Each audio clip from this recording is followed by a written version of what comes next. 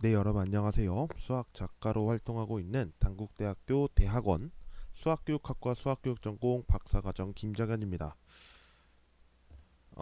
제가 이제 고등학교 2학년 것도 굉장히 오랜만에 영상을 트는 것 같은데요. 제가 설명을 하는 부분이 아마 이전 영상이 함수의 연속 부분에서 아마 스탑이 되었던 걸로 기억을 합니다. 그래서 제가 지금 약간 그렇긴 한데 연속의 정의를 한번 살펴봤고 그리고 연속 함수에 대해서도 살펴봤었는데 그 이후로 영상을 어떻게 제작할까 하다가 지금 현재 좀 준비를 하는 작업에 있어서 그 부분은 정말 막바지까지 준비를 좀 하고 마무리를 지어볼 생각이고요. 어, 그러면서 지금 현재 제가 미분법이라는 그 다음 단원에서 제시하는 내용으로 여러분과 함께 해보려고 합니다. 미분법이라고 하니까 여러분들 굉장히 뭔가 거부감이 느껴지실 겁니다. 왜냐하면 미분 그리고 앞으로 배우게 될 적분 이 부분이 수학에 있어서 정말 수학의 꽃이라고도 불리지만 그만큼 어려운 그런 이제 단원으로 편성이 되어 있고 또 예전 이걸 교육과정이랑 또 이야기를 안 할 수가 없는데요. 제가 배웠던 당시가 제 7차 개정교육과정 때였는데 그때는 문이과가 다 이제 미적분을 해야 했던 시절이었습니다. 물론 지금도 마찬가지로 진행이 되고 있고요. 하지만 이제 2024년 수능인가요? 아니면 올해 수능이었는지 기억이 지금 가물가물한데 미적분, 확률과 통계, 그리고 기하를 가지고서 대학 수학 능력 시험을 본다는 이야기를 교육부와 한국 이제 교육과정평가원에서 발표를 했죠. 그러다 보니까 미분 이거 미적분을 안 하고 들어가면 학생들이 많이 어려워하지 않을까라는 생각이 있었고 특히 이제 서울대학교인 경우에는 경제학과에서 수학 영역에서 미적분을 선택하지 않으면 들어올 수 없다라는 내용을 좀 전해 받았었는데 그 내용도 마찬가지라고 봅니다. 그렇지만 경제학과뿐만이 아닐 겁니다. 미적분학은 정말 수학을 그러니까 이제 대학 수학을 배움에 있어서 미적분학은 특히 필수 교과목이라서 매우 중요하다고 생각이 드는데 아직까지는 서울대학교만 제시를 한 거인지는 모르겠습니다만 음, 여러 방면으로 또 생각해봐야 할 교육과정이지 않나라는 제 개인적인 소견을 밝히고자 합니다. 이게 일주일에 두 번 촬영을 하니까 이야기할 내용이 정말 많아지더라고요. 예, 그래서 제가 틈틈이 뭐 이런저런 이야기도 많이 좀 꺼내 볼 수 있으면 꺼내 보도록 하겠습니다. 자, 그러면 오늘은 여기까지 이제 좀 이야기를 하고 이제 본격적인 수학에 대한 내용을 접근하도록 하겠습니다. 자, 다항함수의 미분법 그 중에 첫 번째로 평균 변화율과 순간 변화율에 대해서 개념 정리를 해보려고 합니다. 여러분이 그래프를 그림에 있어서 우리는 똑같이 x축과 y축을 이제 그리게 될 겁니다. 뭐 대개 수학 교과서가 참 안타까운 거는 이제 일사분면이라고 하죠. x축, y축 했을 때 오른쪽 상단에 있는 이 부분을 이제 제1사분면이라고 하는데 여기를 중심으로 표현을 하다 보니까 다른 사분면에서는 어떻게 될까요? 라는 이제 제시를 좀 하더라고요. 다른 사분면도 마찬가지입니다만 계산의 편리상 1사분면을 통해서 양수를 만들어 놓고 시작하는 것을 우리는 보고 싶어 하고 계산하면 좀 더 편리하게 적을 수 있기 때문에 이 작업으로 하고 있다라는 것을 참고해 주시면 대단히 감사하겠습니다. 자, 제가 이제 그림 하나를 그릴 텐데 그림을 어떻게 그려야 될까요? 지금 저는 이렇게 되어 있는 하나의 함수를 그려보려고 해요. 뭐 곡선입니다. 뭐 어떤 곡선인지는 모르겠습니다만 약간 지수함수처럼 보이기도 하죠. 음, 뭐 지수함수라면 여기에 있는 이제 y절편이 1이 될 거고라는 내용이 들어갈 텐데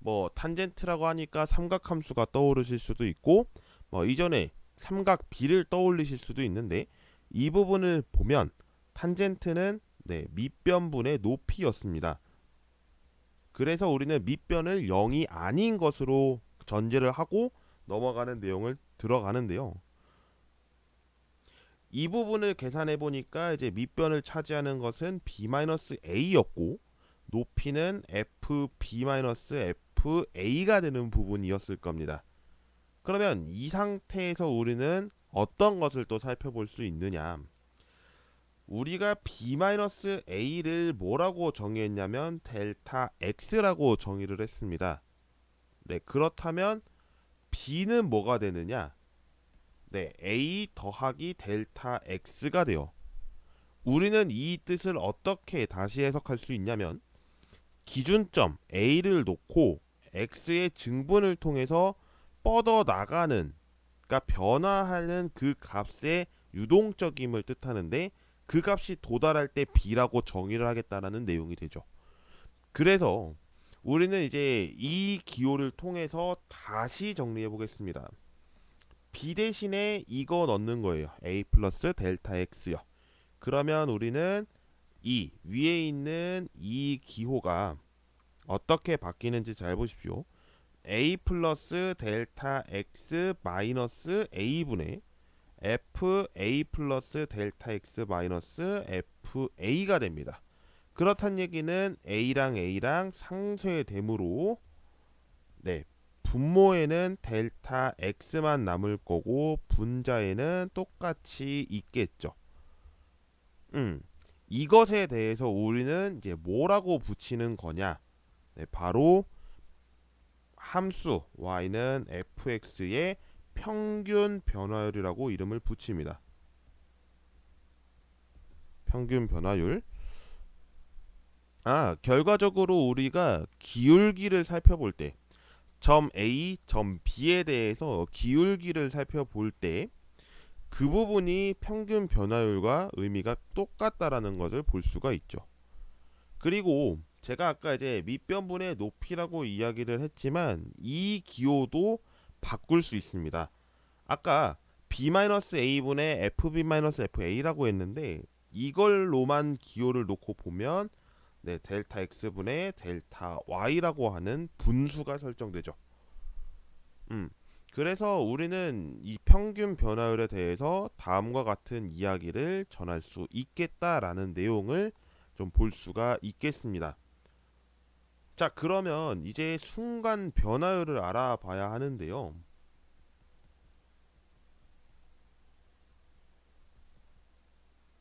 일단 이 순간이라는 등장만으로 우리는 무엇을 생각해야 되냐면 굉장히 촘촘하게 있다라는 것을 생각할 필요가 있습니다. 촘촘하게. 촘촘하게라는 뜻이 뭐냐? 그러니까 결과적으로는 A랑 B가 아까 전에는 좀 여유가 있었다면 이 여유조차 두지 않고 굉장히 좁은 곳에서, 그러니까 우리가 뭐 흔히 얘기를 한다면 고속도로에서는 시속 100km 뭐 내지는 경부고속도로나 중부고속도로의 일부 구간은 시속 110km일 겁니다. 거기에 있는 카메라를 잘 보십시오. 카메라는 어떻게 찍을까요? 그 빠른 차들이 지나갈 때 딱 그 부분에 대해서 일정하게 그냥 카메라만 보고서 설정하는 거냐 아니라는 겁니다. 우리가 이제 그림을 제가 좀 그리는 거는 많이 어색하긴 한데요. 한번 그려보도록 하겠습니다. 자, 이 부분이 카메라라고 생각할게요.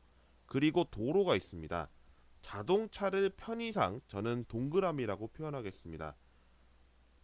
자, 이렇게 자동차가 있어요. 앞으로 갑니다. 앞으로 가고 뭐 뒤에서는 뭐 굉장히 뭐 좀 빠른 부스터처럼 뭐 느끼겠죠? 좀 안 보이겠지만, 뭐 부스터라고 하니까 제가 뭐 말을 이상하게 했는데 죄송합니다. 그러면 이 카메라가 보는 이 부분이 이렇게만 바라보기에는 시속을 체크할 수가 없어요. 왜냐면 멈춰 있는 것만으로 체크를 하기에는 속도를 잴 수가 없기 때문인데요. 결과적으로는 이 부분과 이 부분을 통해서 굉장히 촘촘한 부분을 통해 시속을 잴 겁니다. 자동차 그리고 카메라의 원리에 따라서 정말 순간적으로 그 카메라가 얼마만큼 가는지를 보여주는 대목이 되는데, 이를 바탕으로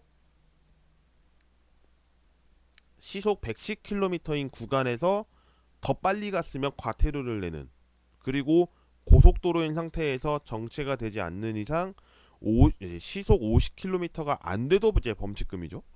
그런 상황처럼 이 부분을 굉장히 좁게 봐서 우리가 시간 체크를 굉장히 촘촘하게 한 다음에 이제 시속을 측정하는 그런 카메라라고 보시면 됩니다.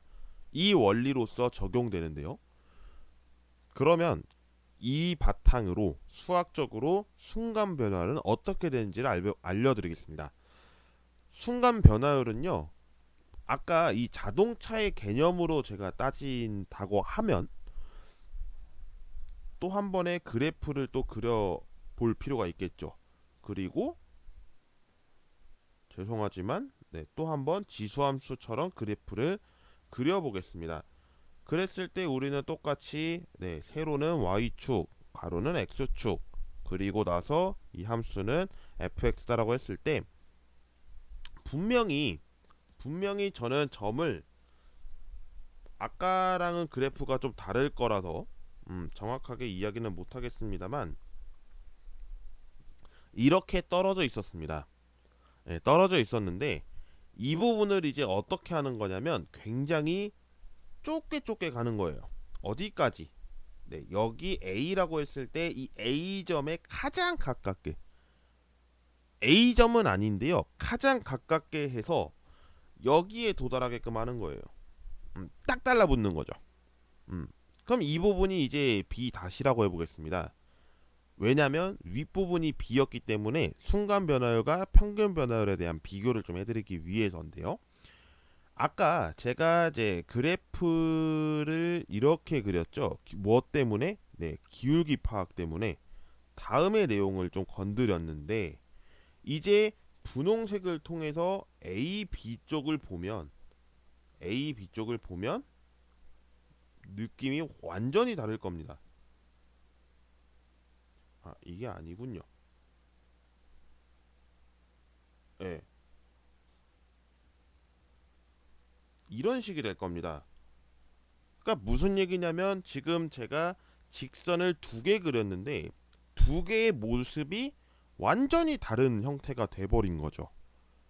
그럼 이를 통해서 우리는 어떤 접근을 하면 좋을까 생각을 해봤는데, 이렇게 계산하면 참 좋겠다라고 얘기를 한 거죠. 우리는 극한이라는 단어 여러분들 배우셨죠? 제 영상에도 업로드는 됐습니다만 뭐 연속 때문에 전체적으로 올린 건 아니고요. 여튼 극한에 대해서 여러분이 배우셨다면 이 개념을 이 부분에서 사용합니다. 리미트는 리미트인데요. 점 B가 A로 한없이 가까이 간다는 거를 얘기해 보겠습니다. 그리고 나서 어떤 거를 해야 되느냐? 분명히 우리는 평균 변화율에 대해서 어떻게 얘기했냐면 x의 증분분의 y의 증분이라고 했습니다. 그럼 이 부분도 마찬가지일 거라는 거죠. 델타 x분의 델타 y가 될 겁니다. 근데 이 델타 x는 무엇이고 델타 y는 또 무엇이냐, 이 부분에 대한 궁금증이 있는 거죠. 분명히 우리는 a가 a, fa였고 b는 b, fb였습니다. 이 부분을 고려한다면 아까 제가 썼던 이거를 인용하겠습니다. fb-fa, 이 부분을 인용하겠습니다. 그러면 점을 가지고 이야기를 할 적에 점 B가 A로 한없이 가까이 간다는 상황을 보면 A가 여기 있다고 했을 때 B가 일단 여기 있거든요. B가 지금 어디로 계속 가고 있냐면 A 쪽으로 가고 있는 거를 볼 수가 있는 거죠. 그러면 이 델타 X는 어디로 가까이 가느냐? 0으로 가까이 가고 있는 거죠. 우리가 리미트를 기호라는 썼을 때 B를 A로 보내는 방법이 있으면, 증분을 0으로 보내는 방법도 있겠구나. 왜냐면 이 둘은 모두 b는 a가 아니고 델타 x도 0이 아니기 때문에 사용이 가능한 겁니다. 그럼 이 상황에서 아까 이야기했던 평균 변화율을 놓고 보면 이 부분이 이제 순간 변화율이 되지 않겠냐라고 하는 이야기를 던질 수가 있는 거죠. 여기까지. 그래서 평균 변화율의 극한값이 순간 변화율이고요.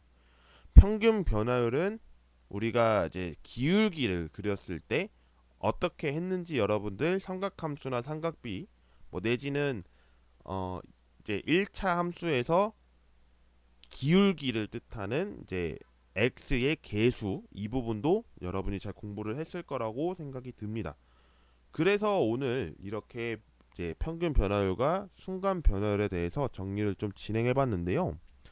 내용이 물론 많은 건 아니지만 이 부분만으로도 굉장히 많은 설명을 담고 있는 거. 그러다 보니까 이걸 어떻게 해야지 좀 설명이 좋을까 고민을 좀 했는데 이 내용을 설명하니까 좀 도움이 될 것 같더라고요. 그래서 오늘 이렇게 좀 자세하게 설명을 진행해 봤습니다. 다음 시간에 설명할 내용을 언급하고 마치도록 하겠습니다. 네, 다음 시간에는 미분 계수를 설명하겠습니다. 사실 이 미분 계수는요, 순간 변화율의 의미와도 굉장히 동등하고 동등은 하지만 이제 수학적인 내용으로 따졌을 때의 미분 계수라는 이야기를 쓰는데요. 그 내용과 함께 다음에 기호를 통해서 알아보는 시간도 가져보도록 하겠습니다. 자, 그럼 오늘 이제 촬영은 여기까지 진행하고요. 다음 시간에 한 번 더 미분에 대한 설명을 진행토록 하겠습니다. 시청해주신 모든 분들 감사드리고요. 다음 시간에 뵙겠습니다. 고맙습니다.